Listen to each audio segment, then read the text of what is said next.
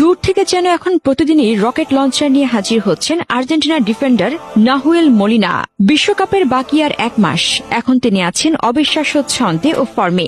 বিশেষ করে যেভাবে একের পর এক দূরপাল্লার শট করে যাচ্ছেন, তাতে আলবিসেলেস্তারাও দেখতে পারেন আশার আলো। এই তো গতরাতে যে শট নিলেন তিনি ভ্যালেন্সিয়ার বিপক্ষে, এটা যদি কোনোভাবে জড়িয়ে যেত জালে, তবে হয়তো পুস্কাসের অপেক্ষাতেই থাকতো অনেকে।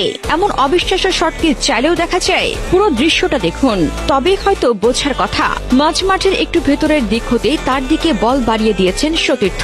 সেই বল রিসিভ করে এক টাচে তিনি সামান্য সামনের দিকে গেলেন। তখনও কেউ নেই তার কাছে, তিনি ছিলেন সম্পূর্ণ আনমার্ক। সেই অবস্থায় আর সময় নেননি, প্রায় 45 গজ দূর থেকে নিলেন অবিশ্বাস্য এক জোরালো শট। মনে হচ্ছিল জালে বুঝি জড়িয়ে গেল। গোলকিপার এত দূর থেকে বল আসতে দেখেও পারেনি ঝাঁপিয়ে পড়তে। নড়েছেন ঠিকই, তবে সেটা যেন দায়সারা, কোনোভাবেই গোল বাঁচানোর চেষ্টাও করতে পারেননি। তবে নাহুয়েল মলিনা ছিলেন সত্যি দুর্ভাগা। নাইলে কি আর এমন শট গিয়ে পোস্টে আঘাত করে ফিরে আসে? মুহূর্তটি যেন সময়কে থামিয়ে দিয়েছিল। বলটি গোল পোস্টের দিকে ছুটে যাচ্ছিল নিখুঁত গতিপথে, আর ঠিক তখনই ভাগ্য যেন নিষ্ঠুরভাবে হস্তক্ষেপ করল। পোস্টে লেগে বলটি ফিরে আসার সে দৃশ্য দেখে হতবাক হয়ে যান সতীর্থরা।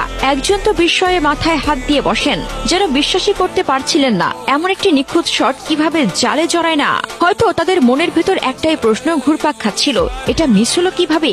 সত্যি তো, ফুটবলের এই অনিশ্চয়তায় সবচেয়ে বড় হতাশার জন্ম দেয়। এত সুন্দর, এত নিখুঁত এক প্রচেষ্টা, যেখানে দক্ষতা, সময় জ্ঞান আর আত্মবিশ্বাসের নিখুঁত মিশেল ছিল, সেটি শেষ পর্যন্ত ফলহীন হয়ে যাওয়া যেন মেনে নেওয়াই কঠিন।